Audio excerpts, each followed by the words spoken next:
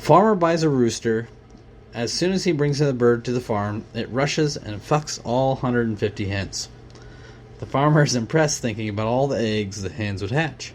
At lunch, the rooster again screws all 150 hens. The farmer gets a bit worried now. The next day, he finds the rooster screwing the ducks, the geese, and a parrot too, which is now scaring him. Later that day, he finds the rooster lying pale, half dead, with vultures circling over his head. The farmer says, "You horny bastard, you deserve this." The rooster opens one eye, points up, and whispers, "Shh, don't shout. Let them land."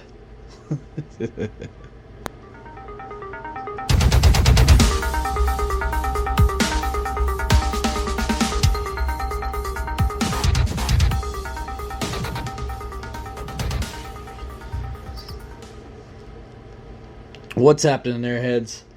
Dylan here with another episode of Stardom. First, I wanted to give a quick shout out to Daniel Jackson from the podcast Beyond the Veil with Daniel Jackson. He's been talking with me a lot from some of the podcast groups I'm on Facebook. We've communicated through Messenger, and I've listened to some of his stuff. He actually did a live show today that I was quite impressed with. For those of you who are very one-sided and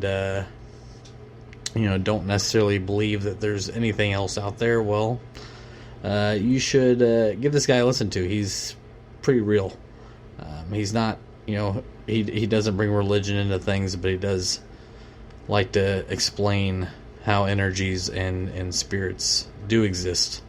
And it's really interesting stuff, even if you're not a believer. I highly recommend him. He's a good guy. Now to get back into this episode today, I usually talk shit about people, and I figured instead today, why not talk about animals? We've all had them. Well, most of us have either had them, but everybody's seen an animal. If you haven't, then you're either blind or, well, yeah, you're pretty much blind. I have currently 2 ferrets. What do we have? Oh, and we've got a lizard. 3 cats, 3 dogs, a hamster, 3 dogs, and they all do stupid shit. Every one of them. I've had animals in the past too. There's always a story behind something, right?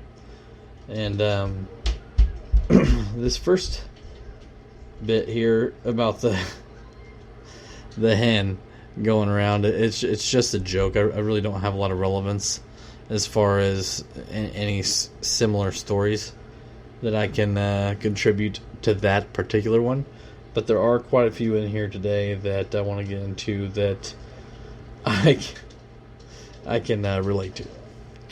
This next one, and one more thing, most of the stories I get are from subreddits, Reddit groups. I do find blogs, but typically a lot of the blogs that I find are similar, or they're the exact same story. The good thing about subreddits is they're actually personal stories that people upload.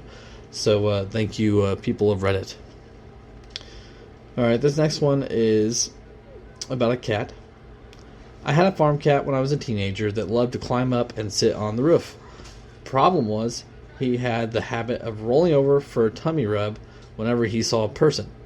So it was a distressingly common occurrence to walk near the house and have him roll right off the roof. You'd think after the first 3 times he'd have learned, but no. He lived a long life despite himself. What? We have we don't have any cats that get on the roof, but we do have. Yeah, I know that Sylvester, one of our cats, he likes to run into the doors. We've seen him do that several times. Norman does too. He's sort of an indoor-outdoor cat, but he does a lot of stupid shit when he's in the house. Sylvester's starting to become an outdoor cat, but and he's also kind of an idiot too. And he is in the house. He'll piss in the litter box, step outside the litter box, and then take a shit and stare at you while he does it. almost like he's mocking you. Like, ha! You think I'm an idiot? Clean my shit.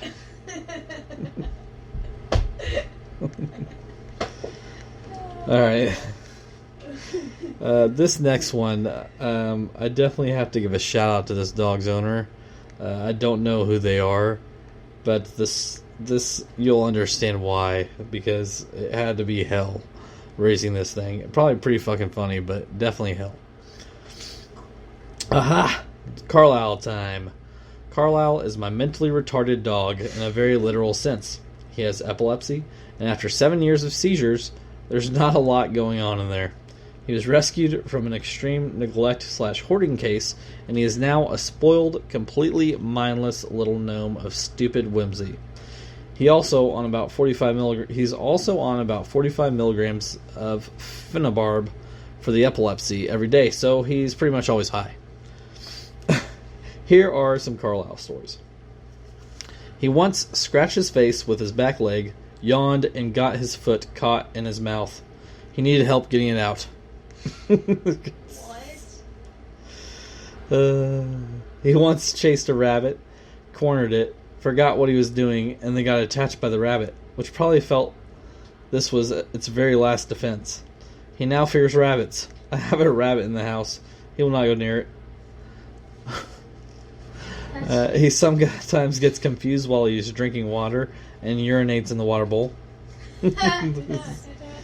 He sometimes gets caught in loops of compulsive behaviors.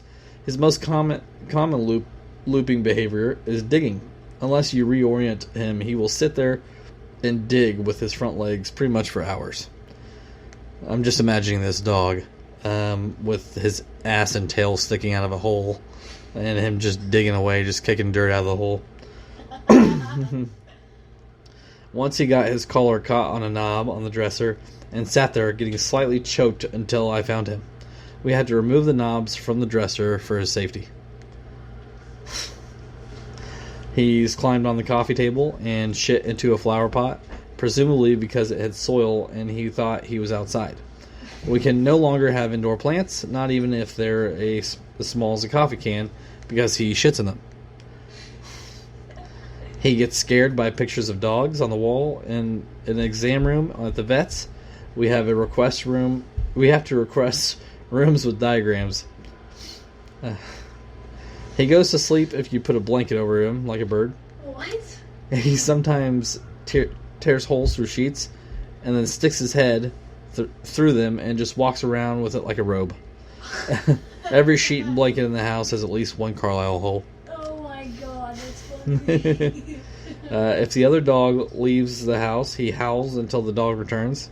It's pretty pathetic even for him. Oh, that's the extent of those stories. My dad told me a story about a buddy he had that had a 3-legged blind dog, and they would get drunk and just watch it stumble into things. It's pretty upsetting, but at the same time quite hysterical. But hey, we're people. We're all human. We all find stupidity hilarious. At least I do. Hence the whole podcast, right? I have a really old, really stupid cockatiel named Tina.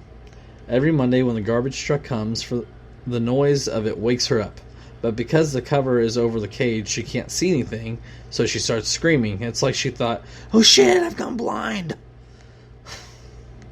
She likes to waddle around on the floor with my other cockatiel, Alex, who's her mate. But she'll walk behind the curtain and then freak out because she can't see Alex and thinks he vanished. So she starts screaming. Is this a dog or human? No, it's a bird, a cockatiel. She likes to chew through perches while she's standing on the perch. This weekend I bought a new doormat for the balcony, but I can't use it because for some reason Tina thinks this doormat is the most terrifying thing in the world. She just freezes in place with her crest up and won't move until I get rid of the doormat. Well, Tina definitely makes me not want to get a cockatiel. I don't have any good bird stories. I'm trying to think if I've ever had an animal that just freaks out. There's not. I can't think of one. Not to that extent, at least. Alright, my lard-ass cat has this weird cake infatuation. Not to eat it, she likes to lay on them. I can't how many times I've had cooling cakes out, and I had to throw them away because she decided to take a nap on them. I have to hide them somewhere to cool and frost. I also had to buy a solid cake saver because she would lay on my old one and crush the lid into the cake. My favorite was when my son turned 1. We had the unwrapped cake sitting on the counter, waiting for cake time, and she tried to lay in it.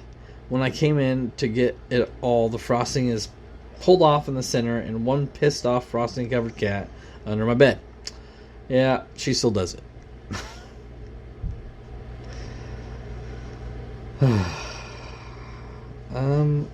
My brother-in-law Jason's did have some pretty fat cats. Oh, yeah. I mean, they were huge.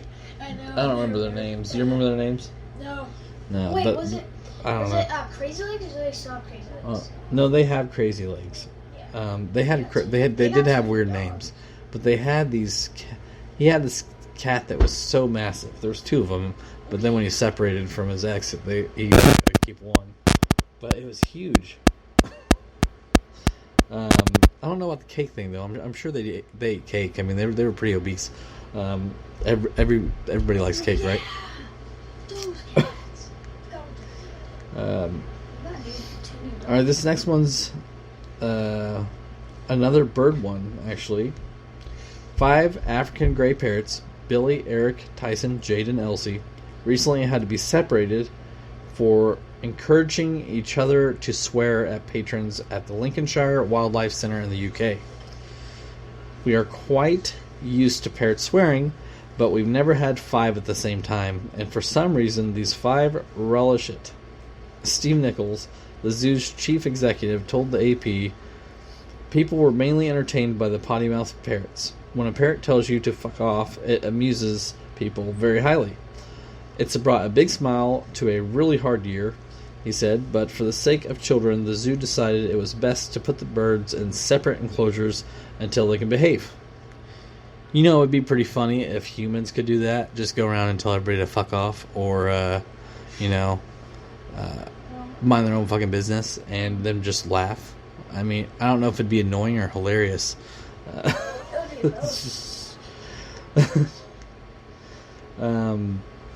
Yeah, that's pretty good. I did have, I've got a tattoo of a lizard on my arm, and it looks like I got smacked on my arm. It's actually based off a story when I was young, and we were in Georgia visiting my grandparents, and a lizard came running across the back porch, and my dad bet me $10 that I couldn't go catch the lizard. And I went and ran into the woods and chased after the lizard, and I came back with it. Well, I put the lizard in a jar, and we went to Florida to go check out the ocean. So I had it in this mason jar in the back window of the car, and the sun fried it. So by the time I got to Florida, I picked up this jar with this just statue lizard just burnt to shit. And as soon as I picked up the jar, it just crumbled to pieces. What? Really? Yeah. Dang. So that's kind of the story. I didn't want to have a statued lizard on my arm. I thought that would be kind of stupid. I like cartoons. I like humor, so I just got one that was smacked on my arm. But yeah, that's the story behind it. It's pretty funny. Oh, that's why My dog Minnie screams whenever she poops. She walks outside like a normal dog, and then goes "ooh, oh, oh, oh," while she shits. I've had it looked at. She's not in pain. It's just a weird thing she does, according to her vet. I do it. It's not a problem. I do it because it's hilarious. I go into a public bathroom, and whenever I take a shit, I just go real loud. No, I really don't do that. I'm just fucking with you guys. But that would be pretty funny. I imagine there's got to be somebody out there in the world that actually does do that, though. I mean, there's got to be, right? You would think that somebody has an issue where they can't release themselves without making some weird moaning or screaming noise. Alright, so this next one's a joke. A magician worked on a cruise ship in the Caribbean. The audience would be different each week, so the magician did the same tricks each week. However, there was a problem. The captain's parrot saw the show every week and began to understand how the magician did every trick. Once he understood, he started shouting out the secrets in the middle of the show. Look, it's not the same hat. Look, he's hiding the flowers under the table. Hey, why are all those cards ace of spades? The magician was furious, but couldn't do anything. It was, after all, the captain's parrot. One day, the ship had an accident and sank. The magician found himself with the parrot adrift on a piece of wood in the middle of the ocean. They stared at each other with hatred, but did not utter a word. This went on for a day, then another, and another, and before you know it, a week goes by, and then the parrot goes, "Okay, I give up. Where the heck's the boat?" Oh my, he thought it was just... He's trying to figure out where the boat went. Oh, he thought it was a trick. He thought he was playing a trick on him. What a stupid parrot. Gosh. He gone. Just stupid. Actually, it's pretty funny.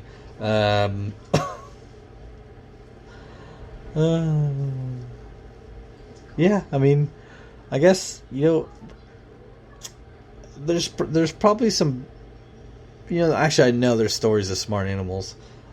This was pretty funny to me. Alright, next up, my cat decided to climb up a 50-foot tree, only to then realize it couldn't get down. The fire truck had to come, ladders were set up, and my dad tried to get him down. Coco, my cat, then unleashed an unrelenting amount of shit and piss on my dad as he was climbing up the ladder to get him down. It was nature at its finest. If I was at the top of a tree and somebody was coming to get me, it'd probably scare the shit out of me too, literally. Quite literally. So, I understand where this cat's coming from. I feel its pain. As for the dad, though, I can't promise I wouldn't crack up. I mean, that's pretty... Even if I was the one climbing the tree, if that happened to me, I'd probably gag. I'm almost 100% sure I'd gag. But I would definitely think it was hilarious after I watched it all off. I wouldn't be mad at the cat, though. I mean, I'd be mad because it climbed the tree to begin with. But, yeah, this is where stories come from, right? I mean, I wouldn't have anything to talk about if this shit didn't happen. I have a rabbit named Commander Bun Bun. I recently moved, so I was unpacking my things. I made the mistake of leaving him out of his cage while I unpacked the stuff for my bedroom. I have a stuffed cat that I've had since I was a kid. It's a little beat up, but it's very sentimental. I took out the stuffed cat from the box and set him on the floor while I put a blanket away in the closet. Apparently, Bun Bun decided that the stuffed cat was extremely sexy, and beginning the natural horn dog he decided to do the deed. He mounted it, speed humped it for 10 seconds, got off all over it, and then ripped its head off. What? I was between laughing and crying for hours. If people did that, there wouldn't be very many babies.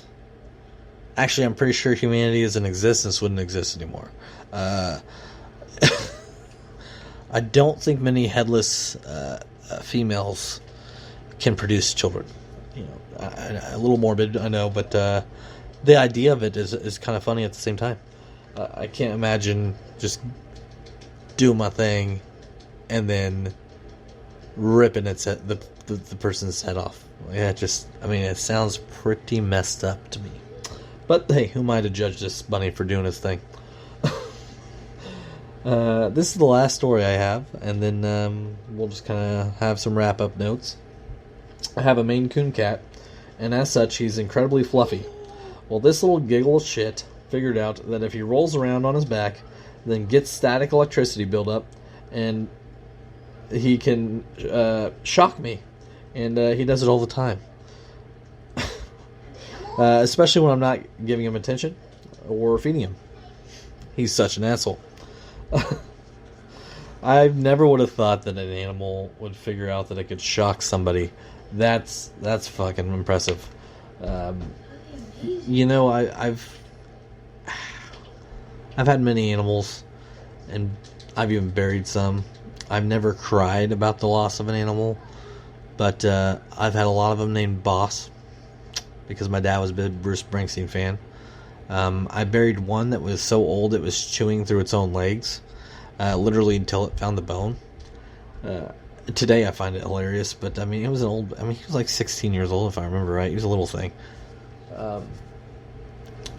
But humans are mammals, and we all do stupid things, whether it be a cat or a person. I just figured, this episode I'd take a break from ranting about the stupidity of people and instead talk about animals. But people, if you've got anything to say, please email me at jukeboxginger88@gmail.com. Find me at jukeboxginger on Facebook. I'm on pretty much every podcast platform besides... I'm not on Apple. I'm still trying to figure that out. I'm on Spotify, iHeartRadio, Deezer. I'm pending on Pandora. I'm on Google Podcast. They're out there. It's not hard to... If you Google Stardom, I guarantee you find me, and that's with 2 R's. This is my 8th episode, I think.